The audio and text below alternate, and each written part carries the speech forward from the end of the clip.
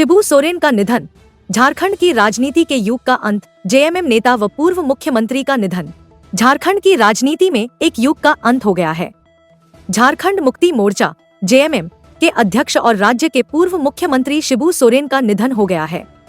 मुख्यमंत्री हेमंत सोरेन ने खुद पिता के निधन की जानकारी दी। 81 वर्षीय शिबू सोरेन की तबीयत बीते कई दिनों से ठीक नहीं थी। उन्हें जुलाई के आखिरी हफ्ते में किडनी से जुड़ी दिक्कतों के कारण दिल्ली के सर गंगाराम अस्पताल में भर्ती कराया गया था। तब से उनकी हालत नाजुक बनी हुई थी और डॉक्टरों ने उन्हें वेंटिलेटर सपोर्ट पर रखा था। दिल्ली के सर गंगाराम अस्पताल ने सोमवार सुबह 8:56 पर शिबू सोरेन के निधन की पुष्टि की। अस्पताल की ओर से जारी बयान में बताया गया कि वह लंबे समय से बीमार थे। उन्हें किडनी की समस्या थी और करीब 1.5 महीने पहले स्ट्रोक भी आया था। पिछले 1 महीने से वह लाइफ सपोर्ट सिस्टम पर थे। झारखंड सरकार ने पूर्व मुख्यमंत्री और झारखंड मुक्ति मोर्चा जेएमएम के संस्थापक शिबू सोरेन के निधन पर राज्य में 3 दिन का राजकीय शोक घोषित किया है। इस दौरान सरकारी भवनों पर राष्ट्रीय ध्वज आधा झुका रहेगा और किसी भी तरह के सरकारी समारोह आयोजित नहीं किए जाएंगे। सरकार ने यह फैसला शिबू सोरेन के योगदान और उनके प्रति सम्मान जताने के लिए लिया है। शिबू सोरेन लंबे समय से नियमित रूप से इलाज करा रहे थे। हाल ही में उनकी तबीयत बिगड़ने पर मुख्यमंत्री हेमंत सोरेन अस्पताल पहुंचे थे। उस समय उन्होंने मीडिया से कहा था कि पिताजी को हाल ही में भर्ती कराया गया है और उनकी सेहत की जांच जारी है। शिबू सोरेन के निधन से झारखंड की राजनीति को बड़ी क्षति पहुंची है। वे राज्य के सबसे प्रभावशाली नेताओं में से एक रहे और लंबे समय तक आदिवासी समाज की आवाज बने रहे। शिबू सोरेन ने राजनीति में 4 दशक से भी ज्यादा लंबा समय बिताया। वह 8 बार लोकसभा सांसद चुने गए और 2 बार राज्यसभा के सदस्य रहे। उनकी दूसरी राज्यसभा सदस्यता फिलहाल चल रही थी। संथाल समुदाय से ताल्लुक रखने वाले शिबू सोरेन का जन्म रामगढ़ जिले में हुआ था, जो उस समय बिहार का हिस्सा था। साल 1972 में उन्होंने वामपंथी ट्रेड यूनियन नेता के रॉय और कुर्मी नेता विनोद बिहारी महतो के साथ मिलकर झारखंड मुक्ति मोर्चा जेएमएम की स्थापना की। उन्होंने झारखंड को अलग राज्य का दर्जा दिलाने वाले आंदोलन में अहम भूमिका निभाई, जिसके नतीजे में साल 2000 में झारखंड राज्य का गठन हुआ।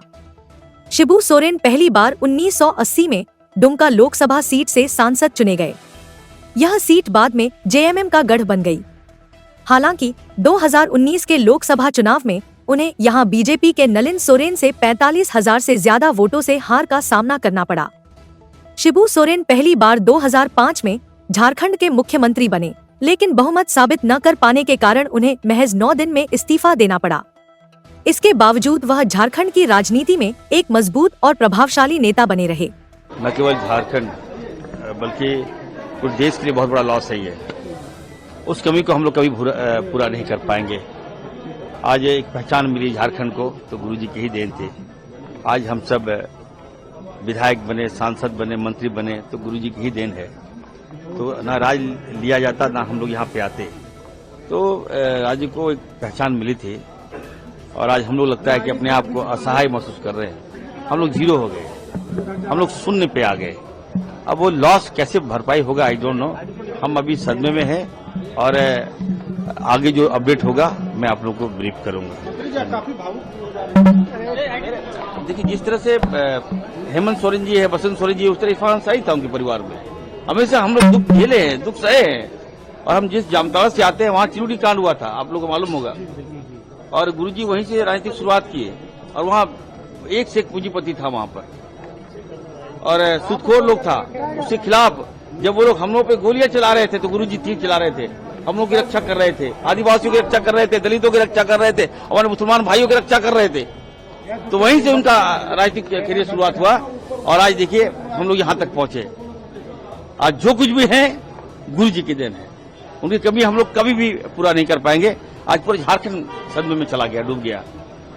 तो अभी जा रहा हूँ, स्पीकर साहब ने बुलाया है, मिलकर आगे जो भी होगा हम लोग कैसे करेंगे, कैसे इनका कहाँ पे क्या क्या इंतजाम करेंगे, फिर आपको अपडेट करूंगा मैं।